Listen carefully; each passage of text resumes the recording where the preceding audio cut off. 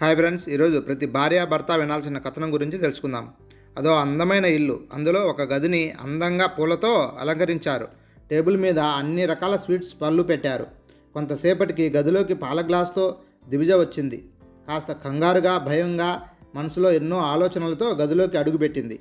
కిటికీ బయటికి చూస్తూ అలికిరి ఇటు తిరిగి వచ్చిన దివిజను చూసి అన్నట్టుగా చిరునవ్వు నవ్వాడు ప్రదీప్. దివిజ నడుస్తూ వచ్చి పాలు టేబుల్ మీద పెట్టి మంచం మీద అటు తిరిగి పడుకుంది. కనీసం ప్రదీప్కి పాలు కూడా ఇవ్వలేదు. ఏం చెప్తాడో కూడా వినలేదు. ఇలా చేస్తుందని ముందే ఊహించిన ప్రదీప్ తన దిండు తీసుకుని పక్కన ఉన్న సోఫాలో పడుకున్నాడు. అలా వాళ్ళ మొదటి రాత్రి ఏమీ జరగకుండా గడిచింది. తెల్లారి లేచి చూసేసరికి సోఫాలో పడుకున్న ప్రదీప్ని చూసి అమ్మయ్యా అనుకుని వెళ్ళిపోయింది దివిజ. రెండో రాత్రి మళ్ళీ దివిజ రావడం జరిగింది లోపలికి. ఈసారి కళ్ళతో రూమంతా చూసింది. ప్రదీప్ మంచం మీద అటు తిరిగి పడుకున్నాడు. ఇదేంటి పడుకున్నాడు అనుకుని పాలు టేబుల్ మీద పెట్టి వెళ్ళిపోయింది. ఈ భార్యామణి కొంచెం ఆగు అన్నాడు. లేచి కూర్చుని ఉలిక్కిపడి అక్కడే ఆగిపోయింది. నేనంటే నీకు ఇష్టం లేదు కదా అన్నాడు. అటు తిరిగి కిటికీలో నుంచి చంద్రుని చూస్తూ ఏమీ మాట్లాడలేదు. దివిజ చూడు, నీతో నేను మాటలు కలిపేది మన ఇద్దరి మధ్య ఉన్న బెరుకు పోవడానికి, అలానే ఇద్దరం ఒకటయ్యి మన మిగిలిన జీవితం ముందుకు నడపటానికి. అవును, నాకు ఒక డౌటు. బయట మీ వాళ్ళు లోపల ఏం జరిగింది అని అడిగితే ఏం చెప్పావు అన్నాడు. దివిజ దగ్గరికి వచ్చి బయట వాళ్ళకి మీరు నిద్రపోయారు ఏమీ చేయకుండా అని చెప్పాను అంది. అవునా అని ఆశ్చర్యపోయి, అందుకేనా నన్ను మీ వాళ్ళు ముద్దపప్పులా చూశారో, నిన్ను నేను బయటికి వెళ్ళాక అని అన్నాడు. ఆలోచిస్తూ, మరి ఏమనుకున్నారు? నేనంటే నాకు పెళ్ళి అంటేనే ఇష్టం లేదు అంటే, నాకంటే 6 ఏళ్ళు పెద్ద అయిన మీకు ఇచ్చి పెళ్లి చేశారు, నా గొంతు కోశారు. ఈ ఫస్ట్ నైట్ అంటే ఇంకా భయం. ఎన్ని సినిమాలలో చూడలేదు అండి. ఇటు తిరిగి అంటే నీకంటే నేను 6 సంవత్సరాలు కదా పెద్ద, దానికే ఇంత ఫీల్ కావాలా? అండ్ సినిమాలు అలానే చూపిస్తారు, అది నిజమనుకుంటే ఎలా అన్నాడు. మరి మా ఫ్రెండ్స్ అందరికీ జస్ట్ 1 ఇయర్ గ్యాప్ ఉన్న మగాళ్ళే వచ్చారు, నాకు ఒక అంకుల్నిచ్చి పెళ్లి చేశారు అంది.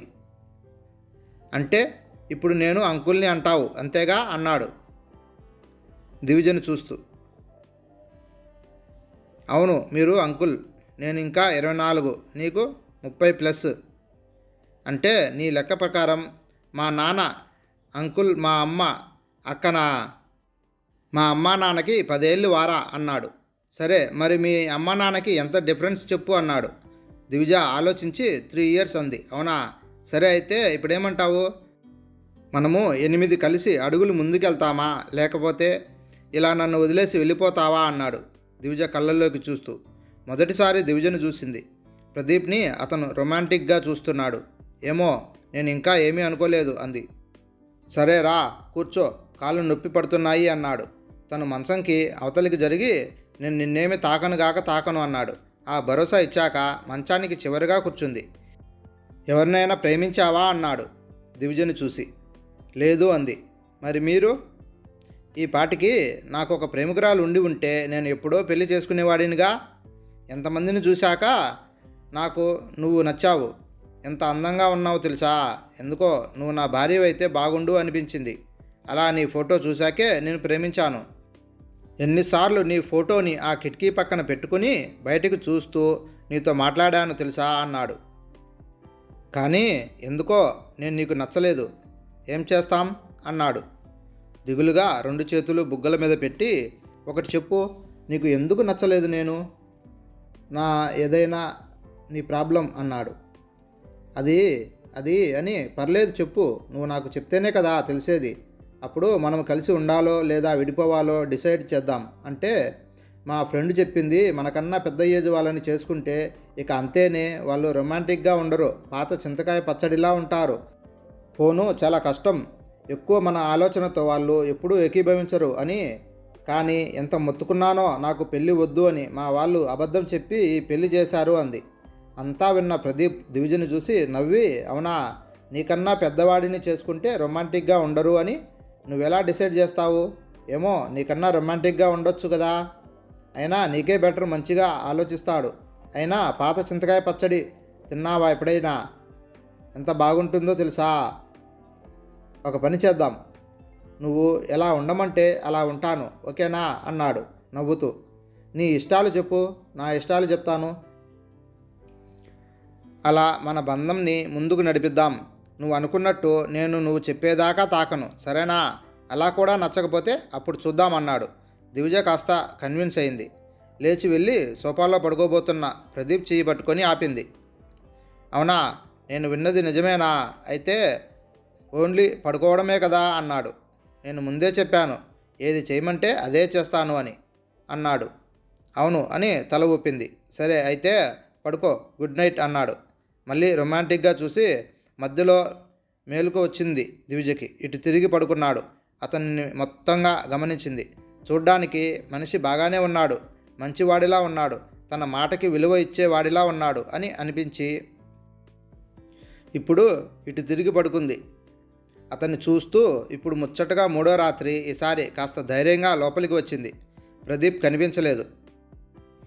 తన కళ్ళు చుట్టూ ప్రదీప్ కోసం వెతుకుతున్నాయి. ఎక్కడ ఉన్నారా అని చూసింది. కిటికీ దగ్గర లేరు. పక్కన తన ఫోటో ఉంది. నా ప్రియమైన భార్య అని ఉంది. నోటు నా కోసమే నా వెతికేది అన్నాడు. వెనకాలే వచ్చి ఉలిక్కిపడే ఎట్టు తిరిగింది. ఈలోపు పోరపోయింది. చేయమని అరిచింది. ప్రదీప్ వచ్చి కంగారు వద్దు, నేనున్నాను, భయపడొద్దు అని, నీకు ఇష్టం ఉంటే నా చేయి పట్టుకో, సోఫా దగ్గరికి తీసుకెళ్తాను అన్నాడు. సరే అని చీకటిలో తన చెయ్యి పట్టుకుని నడిచింది. చెయ్యి దివిజనే పట్టుకుంది. కనీసం ప్రదీప్ దాన్ని అడ్వాంటేజ్గా అస్సలు తీసుకోలేదు. ఓకేనా, పవర్ వస్తుంది, భయపడకు అన్నాడు చెయ్యి వదులుతూ. చెయ్యి వదలకుండా పక్కన కూర్చోమంది. ఓ అయితే కాస్త నా మీద నమ్మకం ఎక్కువైందే అన్నాడు. సారీ, మీరు ఇంతకీ మంచివారని అనుకోలేదు అంది. ఈలోపు పవర్ వచ్చింది. అమ్మయ్యా, నమ్మావా అయితే నన్ను అన్నాడు. అవును, అయితే మనం విడిపోముగా అంది డౌట్గా. ఎలా విడిపోతాం, కలుస్తున్నాముగా అన్నాడు నవ్వి. నీకు చెప్పానుగా ముందే, నువ్వు ఏదంటే అది. అయితే మొదటి రాత్రి ఏం చేస్తారు అంది. నీకు తెలియదా అన్నాడు. అంటే ముందు నాకు ఎక్స్పీరియన్స్ లేదు అంది నవ్వి. అవునా, నాకు తెలియదు అన్నాడు. మరింత దగ్గరికి వచ్చి మరి నీకు ఈ అంకుల్ ఓకేనా అన్నాడు. మీద చేయి వేసి సారీ, ఏదో మొన్న కోపంలో అన్నాను, అంకుల్ కాదు, నా ముద్దుల శ్రీవారు, నా మంచి శ్రీవారు అంది బుగ్గ మీద ముద్దు పెట్టి. ఓయ్ ఒకేసారి ఇన్ని ప్రమోషన్సా అన్నాడు. తన నుదుటి మీద ముద్దు పెట్టి మరి మొదలెడదామా అన్నాడు. మీ ఇష్టం అంది సిగ్గుపడుతూ. అమ్మయ్య, మొత్తానికి నన్ను నమ్మి నాలో అర్ధభాగానివి కాబోతున్నావు అన్నాడు. మీదికి వస్తూ తెలిసింది, పెళ్ళంటే ఒకరినొకరు అభిరుచులు తెలుసుకొని ఒకరి అభిప్రాయాలు ఒకరు గౌరవించుకుంటూ ముందుకు సాగటం. దానికి వయసుతో పని లేదు కదూ. అనవసరంగా మిమ్మల్ని నా మాటలతో ఇబ్బంది పెట్టాను, నన్ను క్షమించండి అని అనబోయింది. వద్దు, నువ్వు అలా అనొద్దు, పర్లేదు, ఏజ్ గ్యాప్ వల్ల నువ్వు నాకన్నా చిన్నపిల్లలా కనిపిస్తావు, పర్లేదు, నువ్వు నన్ను అర్థం చేసుకున్నావు చాలు అన్నాడు. అయితే మీరు రొమాంటిక్ అంటారు అన్నది ప్రదీప్ని హగ్గు చేసుకుని. అవును అంతే మరి, నేను ఎంత రొమాంటిక్ చూస్తావా అన్నాడు. దివిజ మీదికి వచ్చి కిటికీ బయట చంద్రుడు నవ్వుతూ మబ్బుల మధ్యలో దాక్కున్నాడు. నెక్స్ట్ డే మార్నింగ్ లేచింది దివిజ. ప్రతి తన పక్కన ఆదమర్చి పడుకున్నాడు హాయిగా. నిజంగా ఎంత బాగుంది. ఇంకెప్పుడు ఫ్రెండ్స్ మాటలు అస్సలు వినొద్దు అనుకుంది. బయటికి వచ్చాక అందరూ అడిగారు, ఎలా జరిగింది మీ మూడో రాత్రి అని. దివిజ బుగ్గలు ఎరిపెక్కాయి. అమ్మయ్యా అనుకుంది దివిజ అమ్మ. వెనక నవ్వుతూ వచ్చిన ప్రదీప్ను చూసి కళ్ళతో కృతజ్ఞతలు చెప్పింది అల్లుడికి. హాయ్ ఫ్రెండ్స్, ఈ కథ మీకు నచ్చినట్లయితే please like and subscribe friends.